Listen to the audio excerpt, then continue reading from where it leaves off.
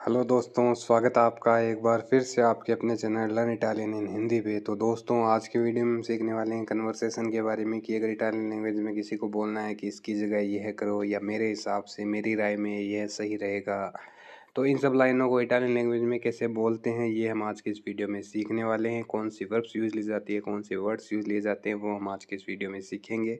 और वीडियो शुरू करने से पहले एक छोटी सी रिक्वेस्ट करना चाहता हूँ, वीडियो एंड तक ज़रूर देखें। चैनल पर नए हैं, अभी तक चैनल को सब्सक्राइब नहीं किया है तो कृपया करके चैनल को सब्सक्राइब कर ले, बेल आइकन को भी प्रेस कर ले ताकि आने वाले नए वीडियोज़ की नोटिफिकेशन आपको मिलती रहे। और जो नए व्यूवर्स हैं जिन्होंने अभी रिसेंटली इटालियन लैंग्वेज सीखना स्टार्ट किया है, उनको एक छोटी सी एडवाइस देना चाहता हूँ कि जो चैनल पर ओल्ड वीडियोज़ है, जो पुराने वीडियोज़ हैं, उनको आप देखें, उनसे सीखें ताकि आपको इटालियन लैंग्वेज ज़्यादा टफ ना लगे और आप आसानी से लैंग्वेज सीख सकें। तो चलिए आज के इस वीडियो को शुरू करते हैं। तो जैसे कि आप स्क्रीन पर देख पा रहे हैं कि मेरी राय में मुझे इसकी ज़रूरत नहीं है, इट्स माय ओपिनियन। तो इसको हम बोलेंगे सेकोंडो में, मतलब कि मेरी राय में। सेकोंडो में मतलब मेरी राय में, माय ओपिनियन। नोनो बिजोनियो मतलब इसकी ज़रूरत नहीं है। तो इस तरीके से हम बोल सकते हैं। सेकोंडो में हो गया मेरी राय में, इस तरीके से हम किसी को भी बोल सकते हैं। नोनो बिजोनियो, बिजोनियारे वर्ब है ज़रूरत होने की, और मुझे ज़रूरत नहीं है तो नॉन हो बिजोनियो, इस तरीके से आप बोल सकते हो। जैसे कि आपको कोई पूछ ले कि आई बिजोनियो दी l'acqua, मतलब क्या तुम्हें पानी की ज़रूरत है, तो नोनो बिजोनियो मतलब मुझे नहीं ज़रूरत है। कोई भी चीज़ है तो इस तरीके से आप बोल सकते हो। नोनो बिजोनियो मतलब मुझे नहीं ज़रूरत है, तो इस तरीके से हम बोल सकते हैं। या नॉन मी सर्वे, ये भी आप बोल सकते हो, मुझे नहीं चाहिए, मुझे नहीं है ज़रूरत, तो नॉन मी सर्वे नोनो बिजोनियो। दोनों तरीके कोई सा भी आप यूज़ ले सकते हो। या दूसरा तरीका भी है, जैसे सेकोंडो में हो गया मेरी राय में। या इसका दूसरा तरीका भी है पेंसो के, मतलब मेरे हिसाब से, मेरी राय में, मेरे हिसाब से, आई थिंक। तो पेंसो के ये भी आप बोल सकते हो। पेंसारे वर्ब सोचने की, और मुझे लगता है, मेरे हिसाब से, तो पेंसो के ये भी आप बोल सकते हो। इसके बाद में सेम्ब्रारे वर्ब का भी यूज़ ले सकते हो। सेम्ब्रारे वर्ब होगी प्रतीत होने के लिए, और मी सेम्ब्रा मतलब मुझे ऐसा प्रतीत होता है, मुझे ऐसा लगता है, तो ये भी आप यूज़ ले सकते हो। मी सेम्ब्रा मतलब मुझे ऐसा लगता है। सेम्ब्रारे वर्ब है प्रतीत होने के लिए। इसके बाद में है इसकी जगह वह करो। जैसे कोई भी काम है, इसकी जगह वह काम कर लो, तो फाई क्वेलो इन्वेचे रिक्वेस्टो। तो इन्वेचे है, इसका मतलब है कि इसके बजाय, तो उसको हम बोलेंगे इन्वेचे, जगह बजाय, मतलब कि इसकी जगह वह कर लो, इसके बजाय वह कर लो, तो इसको बोलते हैं इन्वेचे। जैसे कि फाई क्वेलो इन्वेचे रिक्वेस्टो, मतलब इसकी जगह वह कर लो। या किसी को बोलना है कि बात करने की जगह काम करो, तो फाई लवोरो इन्वेचे दी पार्लारे, मतलब बात करने की जगह काम करो। फाई लवोरो फारे वर्ब करने की सेकंड वर्जन को बोल रहे हैं, इसलिए फाई मतलब तुम करो, फाई लवोरो मतलब काम करो, इन्वेचे दी पार्लारे, पार्लारे वर्ब बोलने की, और काम करने की बजाय, बात करने की बजाय काम करो, तो फाई लवोरो इन्वेचे दी पार्लारे, इस तरीके से हम बोल सकते हैं। इसके बाद में है मैंने पहली बार देखा है। जैसे आप कोई भी चीज़ है और आपको बोलना है कि मैंने पहली बार देखा है, तो ओ विsto prima volta, ओ विsto prima volta वेदेरे वर्ब है देखने की, और पास्ट में है कि मैंने पहली बार देखा है, तो विsto लगेगा। ओ विsto prima volta मतलब कि मैंने पहली बार देखा है। मैंने पहले कभी नहीं देखा, तो माई विsto prima। माई माई मतलब हो गया नेवर, कभी नहीं। माई विsto prima मतलब पहले कभी नहीं देखा। या एक बार मैंने पहले वहाँ देखा था, अगर आपको बोलना है, तो ऊना बोलता ओ विस्तो ली। ऊना बोलता मतलब एक बार, ओ विस्तो मतलब मैंने देखा था, ली मतलब वहाँ, ली हो गया वहाँ, वाह हो गया यहाँ। ओ विस ऊना बोलता ओ विस्तो ली मतलब एक बार मैंने वहाँ देखा था। तो इस तरीके से हम किसी को भी बोल सकते हैं।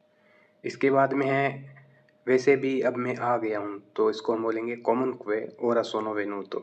जो comunque वर्ड है, ये हो गया however whatever, इनमें हम यूज़ ले सकते हैं। comunque ora sono venuto मतलब वैसे भी अब मैं आ गया हूँ, किसी को भी बोलना है तो इस तरीके से बोल सकते हैं।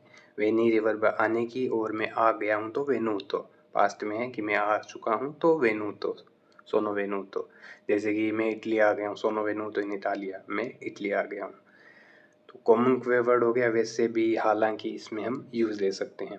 इसके बाद में है तुम डरते क्यों हो या डर क्यों रहे हो। अगर किसी को पूछना है तो हम पूछ सकते हैं पेरके आई पाउरा, पेरके आई पाउरा, तुम डरते क्यों हो या डर क्यों रहे हो। दोनों में हम इस तरीके से बोल सकते हैं।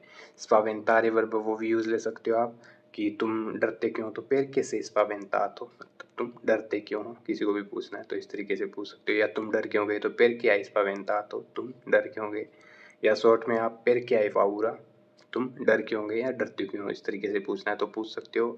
या इसके बाद में इसमें डरने की कोई बात नहीं है, अगर किसी को बोलना है तो non c'è niente da temere, temere verb है डरने के लिए, to fear। एक tenere वर्ब को भी मैं बताऊंगा, वर्ब सेम ही है, सिर्फ एक वर्ड का जो अंतर है, लेकिन वर्ब पूरी चेंज हो जाती है। जैसे कि इसमें डरने की कोई बात नहीं है तो non c'è niente da temere, मतलब इसमें डरने की कोई बात नहीं। जो temere वर्ब है वो होगी to fear, डरने के लिए, to fear।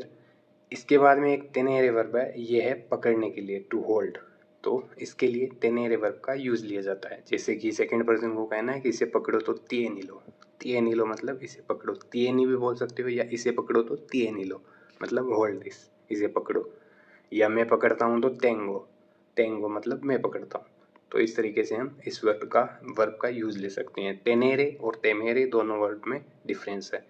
इसके बाद में तुम मेरी तनख्वाह दो वरना मैं ये काम नहीं कर पाऊंगा, किसी को भी बोलना है तो दामी il mio stipendio, स्टिपेंडियो बोलते हैं सैलरी को, तनख्वाह को।